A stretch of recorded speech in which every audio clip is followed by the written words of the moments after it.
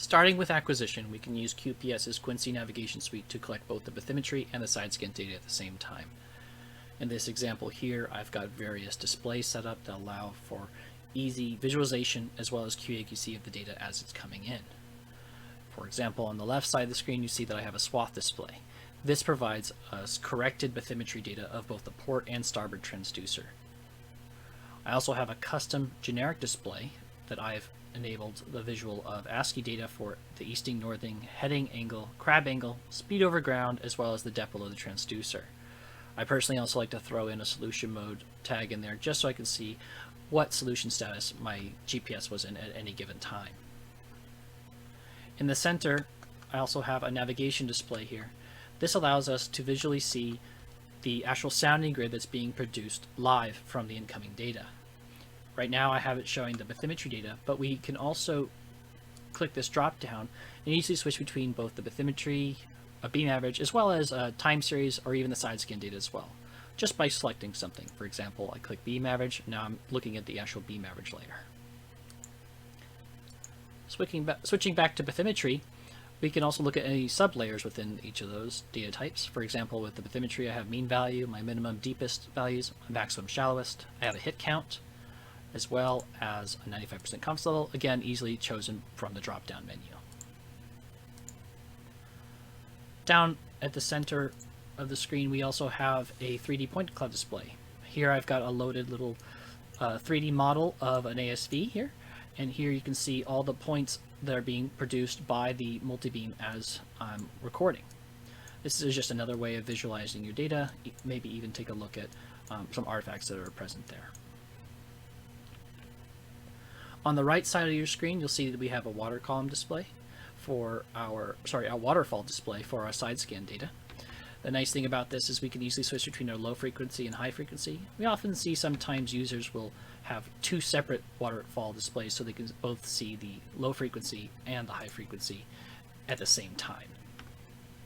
But since this ASV has the transducer up at the surface, our high frequency is not collecting as much data, so I'm just going to have that one minimized.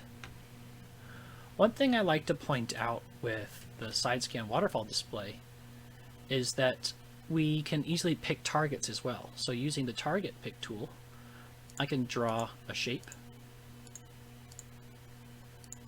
And once I right click and I click save target, this will open up our save target window. From here, we can easily give this target a name. So we can just say, we can just call this debris to be generic, and go ahead and click OK.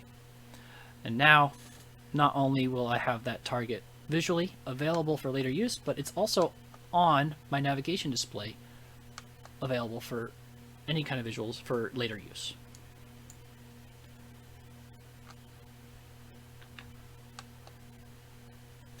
Nice thing about Quincy acquisition is that we can record all of this data to one database file. The benefit of this is it provides more efficiency for processing later on, as well as reduces the volume of data that's being recorded. So you don't need to record those other file types of any third-party software. You can also produce a dynamic surface in the background, which can also increase the efficiency of going from Quincy to Chimera processing. Next, I'm going to go ahead and move over to Chimera, and we'll go through the processing of some bathymetry data.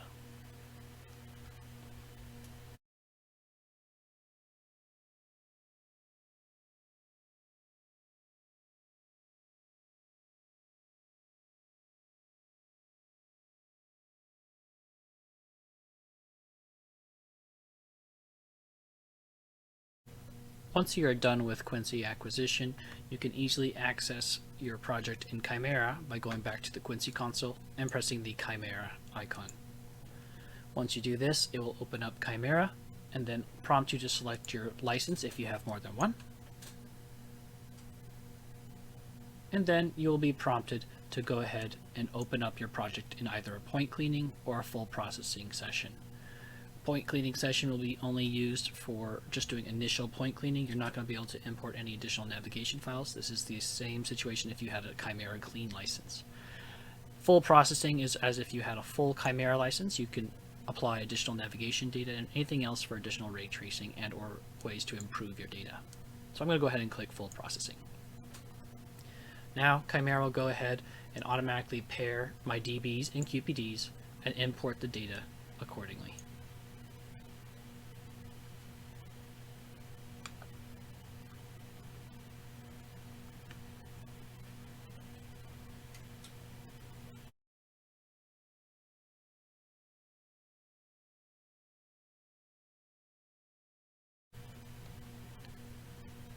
Once your lines are loaded, you can now see that our guided workflow at the top is prompting us to create a new surface. And that would be a dynamic surface. Again, just a reminder, if we had recorded a dynamic surface while online in Quincy, this would have automatically imported when we opened up this project, and there would be no need to create a new surface. So I'm going to go ahead and create a 50 centimeter surface of this data set.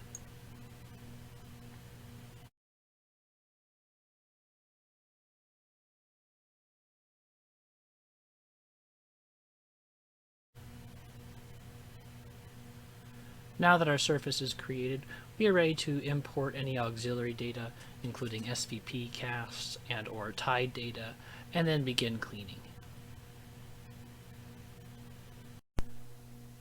For example, if we wanted to add a tide station, we could do so quite easily by going to the source dropdown, clicking Add Tide Files, select our associated ASCII file, go ahead and make sure that our data is parsed out correctly, which in this case it is. I've identified that I'm using the verified column as my tide source and the first column being my time source. Go ahead and click OK. Next, we need to create a tide station, so I'm going to go ahead and click Add Station. And we'll just go ahead and call this tide station for this example.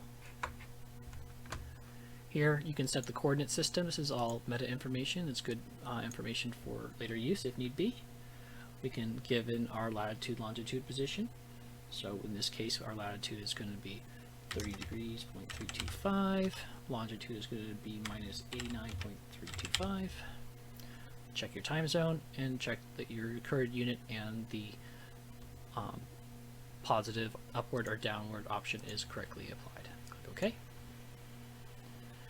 Now you can see that we have these settings now available. Go ahead and click OK, and we'll go ahead and import the tide file. Now you can see that all of these files are now flagged to be reprocessed. We can go ahead and reprocess these files in order to apply the tide station. You can also see that the tide station is being applied by selecting the files, clicking processing settings, and then going to vertical referencing, and now we have tide enabled.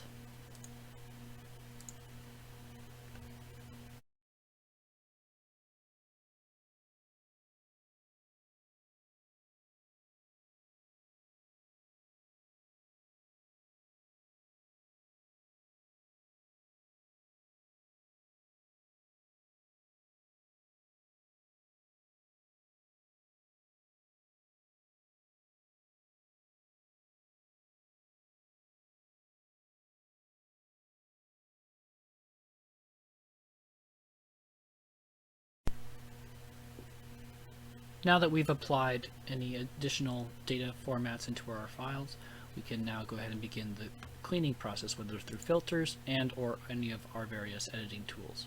For example, I can use a rectangular select, open up a slice of my data, and use our slice editor tool. And once we have it loaded, we can go ahead and begin cleaning by using any of our selection methods.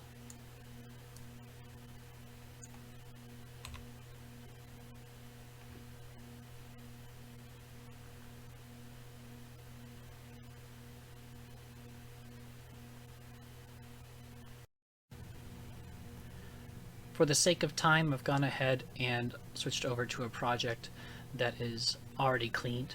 Once you have finished all your cleaning or running any filters, you do have the option to export your dynamic surface as other deliverables if that is something you're interested in doing. You can highlight your dynamic surface and go to Export Dynamic Surface, and you can choose from one of our many options here. If you're looking for a standard XYZ, you would choose the Export Surface option, and this would export your gridded surface to either an XYZ format or any of these other options as well. For example, a floating point geotiff if you're looking for the image with its associated Z values per pixel. If you're just looking for just an image, that would just be export dynamic surface, export to image. Also, some people like to ask, how do I export to individual soundings for every single point used within a surface? That's done through these export soundings options. I'm now going to go ahead and cut over to Harold Orlinsky with CTI. He's going to go over how to process the side scan data that we collected with Quincy. Harold? Thank you, Marcus, and thank you, Evan. I'm Harold Orlinsky, Chesapeake Technology. This section of the webinar will be working on the Chesapeake side sonar with for data processing. A long time ago, Aristotle once said that the whole is greater than the sum of its parts, which is probably true in this case. We're looking at QPS for the data collection, SonarWiz for some of the data processing, and we're going to go back to QPS for some data visualization. How we're going to do this, we're going to import this QPS DB files and paired QPD files directly. No conversion needed, streamlining the workflow. We're going to set up a project in SonarWiz, set the geodesy as needed. We're going to bring the side scan data in, bottom track, gain, colors, adjustments needed to enhance the image. We're going to export the geotiff. At the same time, we're going to look at some contacts and capture them and do a few reports. In the side scan workings, some of the images I'll show would be the target capture, the digitized view, and then I'm going to take this entire geotiff image and export it out to Google Earth. So let's get started.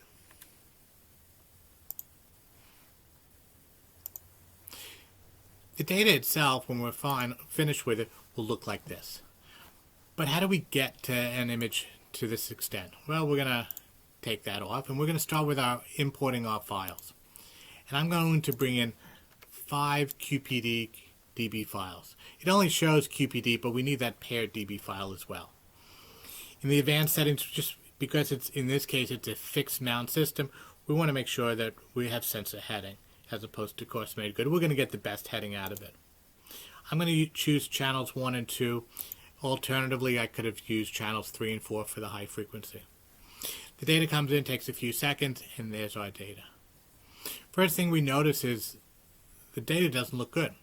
There's a bottom track issue, there's a gain and colors issues. We want to try to fix these things up. I can go ahead and start with my bottom track. It's a little tedious because we want to make sure that this blue line touches the first return.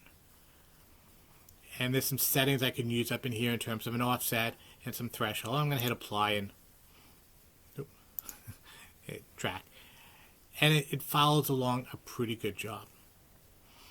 Well, when you have a lot of files, we want to do it in a batch mode. Again, we want to streamline this process. So I'm not even going to save that bottom track, but I'm going to go in up on top and do the batch bottom track. I'm going to use those same values that I had. I'm also going to add in a 1/2 meter offset to drop the seam a little bit, the connecting part, just so that it looks a little bit better in the mosaic. And I'll track selected. And this goes through the 5 lines and all the data has been bottom tracked.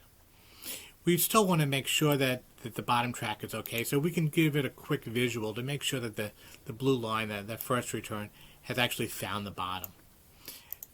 And a couple of seconds we can go through all the lines where we don't have to worry about digitizing everything. That automatic way of bottom tracking did a really good job. But we want to make sure that any of the fish or any of the stuff in the water column didn't get captured by mistake.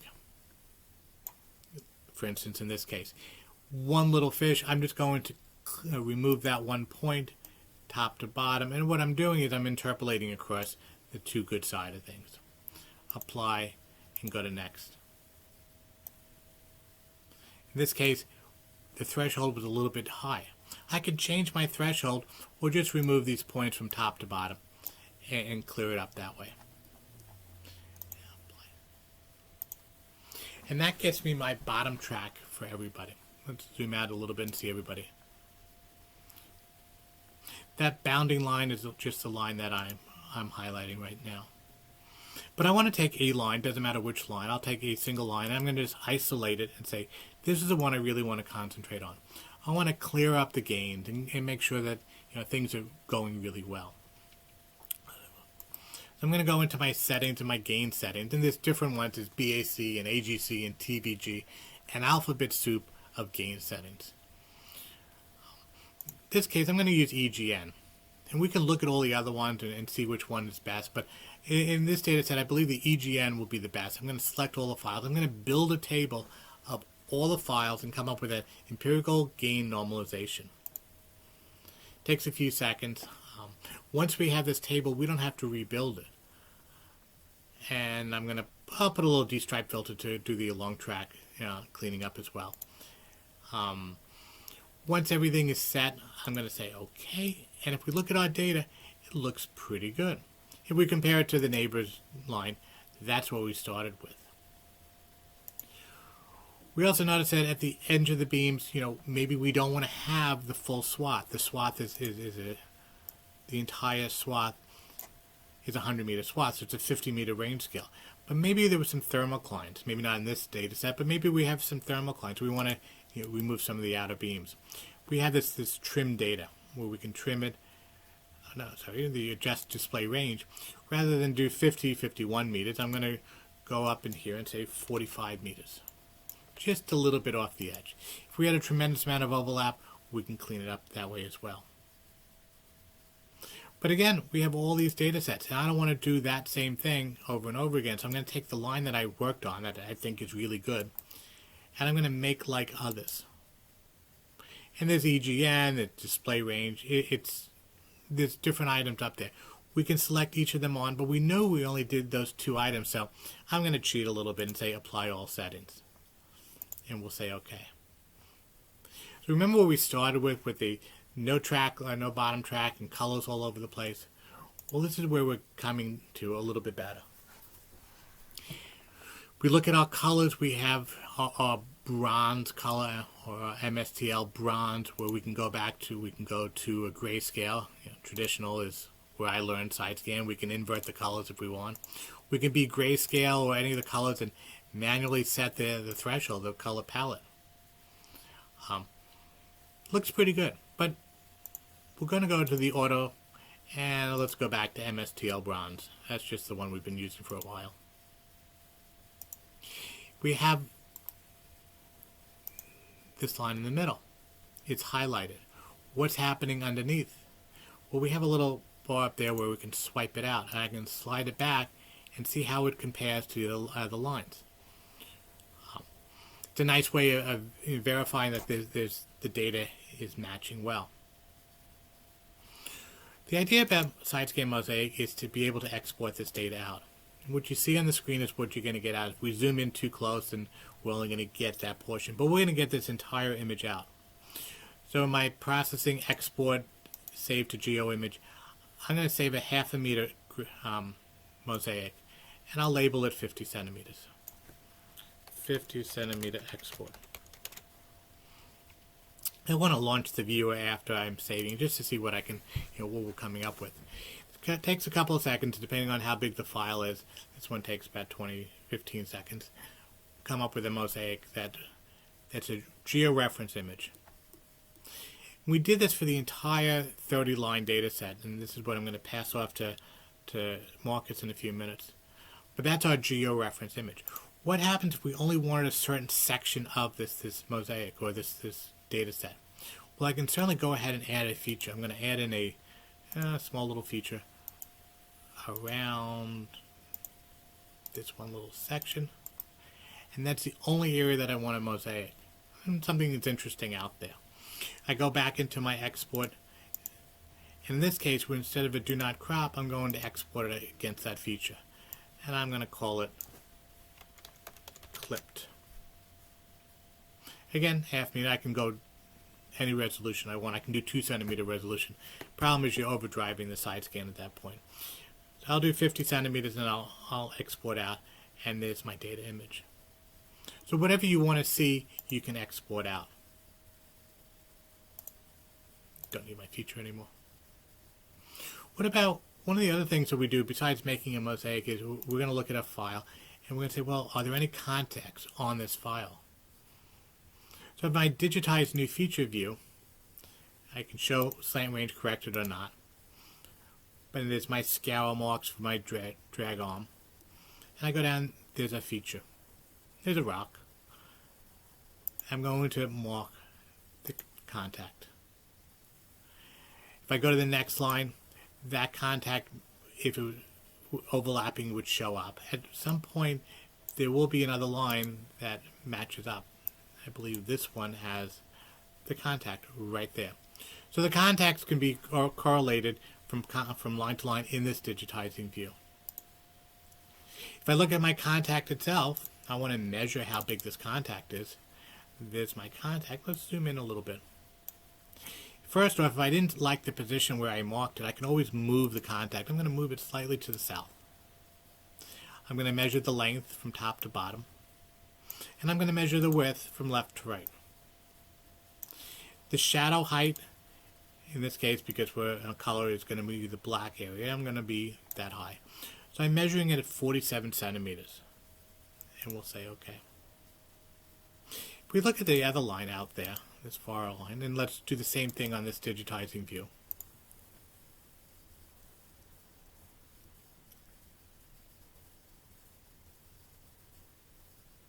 There's my contact. I'm going to mark it right there. And I double click on it and I zoom to a little bit bigger, the length and the width. Length and our width and the shadow height. 51 centimeters. So side scan isn't a precise science. It's not like multi-beam. We're going to get close. I had 47 centimeters on the rock height on the first one and 51 centimeters on this one. It's pretty good. But one of the problems we have with side scan is sometimes the position isn't that great. In this case, that's the same rock. It shifted a little bit. I can turn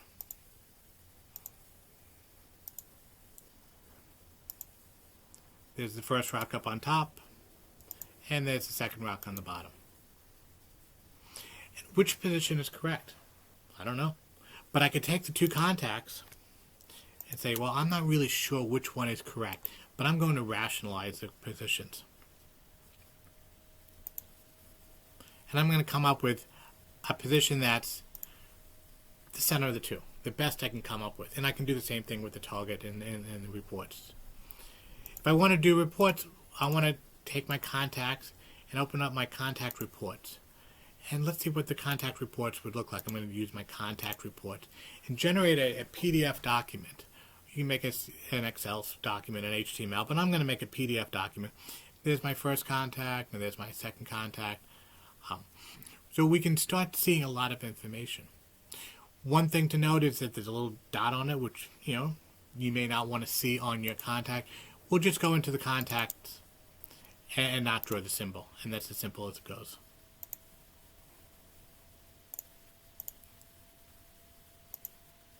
So what do we do next? We have all our data files coming in. I have, in this case, just the 5 lines. But we want to bring out all the lines. And in this case, I have the entire data set exported out to the GeoTIFF image. And from here, I'm going to pass it back to Marcus, where he's going to take this one file and do a bit more on the visualization. Thank you.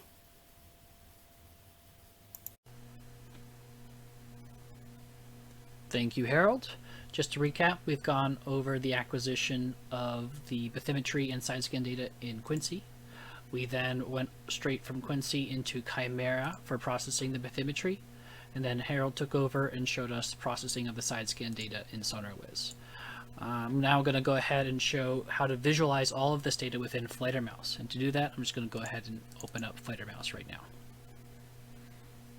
Now, one of the nice things about when you open up any of our QPS products is that we have this QPS project browser that pops open, and it'll automatically recognize what was the last QPS project that you had open. And as you can see, it's showing that I have this Chimera project that we were just working on. So I'm going to go ahead and click open. And once I do that, it's going to go ahead and load in any file that was in the directories located within that project. So as you can see, it's got all the QPD files that were used in it, as well as our dynamic surface, the sounding grid that was created in Quincy, any CAD files. So these are actually our the waypoints that could have been created online, or any annotations that we made. We also have the image files, and these are actually the GeoTIFFs that I went ahead and grabbed from Harold and put them into my graphics folder. So from here, I can easily just click on an object, right click, and go add to scene. And it will immediately load in that object into FlaterMouse, and you can see it pop up here on the left side. So there I've got my final dynamic surface available here within FlaterMouse. I can also load in the QPD files, so this will allow us to see all the different soundings within each of these files. So I could again right click on the QPDs, click add to scene, and it'll go ahead and load those objects in. And once they're loaded, we'll see them pop up again over here within our scene objects. So once I've got objects loaded in here, I can easily turn them off and on by just enabling or disabling the associated checkbox. One thing I like to do when I've loaded in a bunch of QPDs, I like to highlight them all, right click, and click create group from selection. Then I can just maybe make a group labeled QPDs, and now I've got another little subgroup with all of those files in it. So I can just easily turn them all on off with just one checkbox now. Next, we'll go ahead and import those geotiff files. Since I add them to my Quincy project and Chimera project, you can see that since I have those available here, I could again do the same thing, just right click it and add to scene, import image to my scene. We could also import it from the import drop down, go to import image, and then we could go to that folder and grab the file from there as well.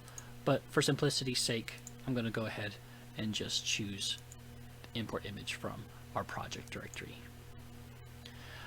Once you've selected your file, you'll be able to see that it's going to provide us with this information here where you need to define your coordinate system that the file is in. As well, it will try to extrapolate the entire range, assuming it's in this coordinate system. I'll go ahead and click OK, and it'll begin the import process.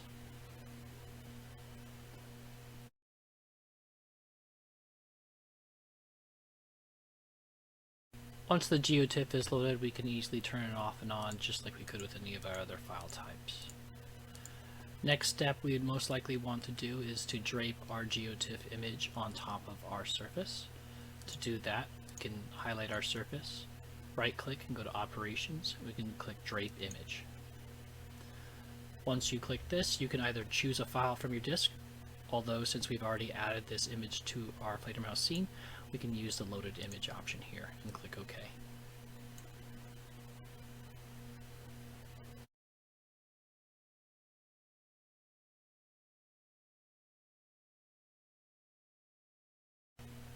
Once the draping has finished, you'll now see that we have a new option available once our dynamic surface is highlighted.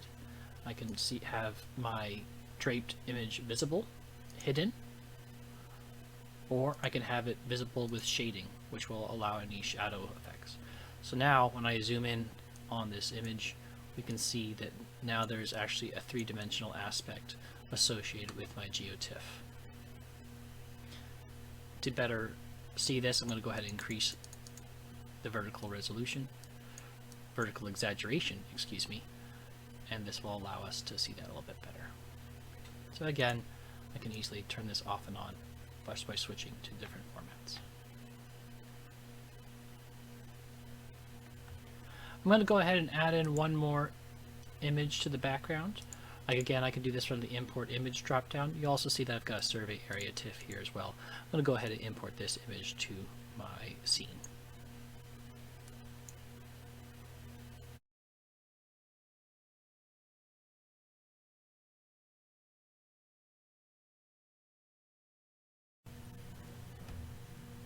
Now that I have that image loaded, I can go ahead and zoom out, and we can highlight the geo image in question.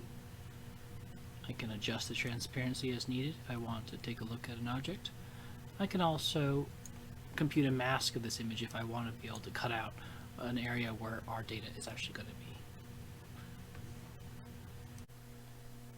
In order to compute that mask, all I need to do is just make sure I have the other object I would like the image to be masked from. I'm going to go ahead, right click on the image in question, operations, compute mask.